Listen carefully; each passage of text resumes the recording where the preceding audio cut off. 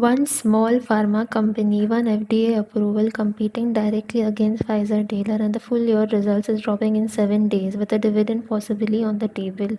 Stock is already up by 40% from its low. Is there more runaway? Let's find out. MARKSANS Pharma is a Mumbai-based generic pharma company, not a name that screams excitement, but this company quietly sells over-the-counter drugs off pharmacy shelves in the US, UK, and Australia. Pain relief, cough syrups, allergy tablets, the kind of stuff people pick up without a prescription. That's 74% of revenue, sticky, recurring, and defensive. The three triggers that is driving its growth. First is the US FDA approval to sell their generic version of Pfizer's Tesalon capsules in the United States, a non-narcotic cough suppressant. Direct US market entry competing against a branded drug for a mid-cap pharma, that's not routine, that's margin runaway. And the second trigger is the quarter 4 results and the full year results dropping in 7 days. Board is set to meet on May 26th, and there's a possible dividend announcement. Quarter 3 revenue alone was the highest revenue quarter in the company history. If quarter 4 continues that momentum, the full year number could be a blowout. And if they announce a dividend on that top, that's a double catalyst in one day. The third trigger is their expansion plan. Marksans has set up new subsidiaries in Ireland and Canada, is actively hunting acquisitions.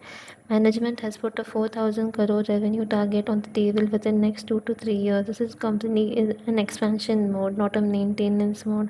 However, there is a certain risk involved. Higher cost FII selling, pricing pressure in UK and EU markets. The recovery is real, but it hasn't been clean.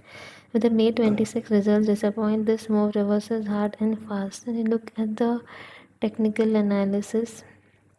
From the single digits in 2014, the stock has went all the way up to 361, its all-time high, and then there was a reversal, as we can see. And you look at the weekly chart, the after its all-time high of 361, that's a straight line collapse. Every bounce got sold until late April. We can see a reversal being candle coming up with high volumes.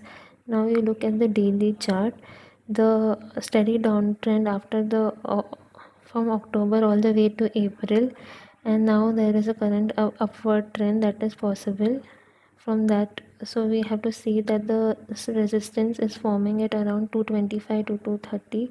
That was a consolidation base in the June July 2025 period. This is where the suppliers entered after the reversal from the all-time high. This is where the stock was fluctuating.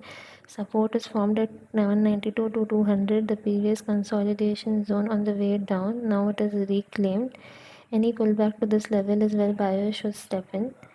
The daily RSI of the stock is 71.63, just entered the overbought region. That's not a sell signal, it means there is strong momentum. We have to see if there is more scope for upward movement, but a short breather or shallow pullback before the next leg is healthy and possible. So our plan is not to chase.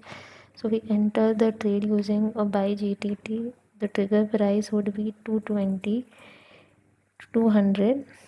So we are waiting for a pullback to this level.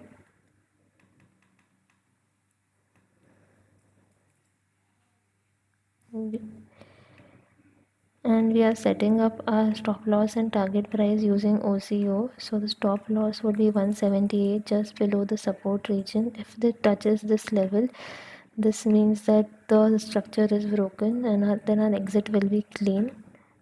And our target price would be 265, just below the all-time high supply zone. So our risk reward ratio would be 1:3. That is ideal, or way above the ideal ratio for swing trade. So we have set up our plan using GTT and OCO. Now the plan will execute itself and there are no active emotions involved.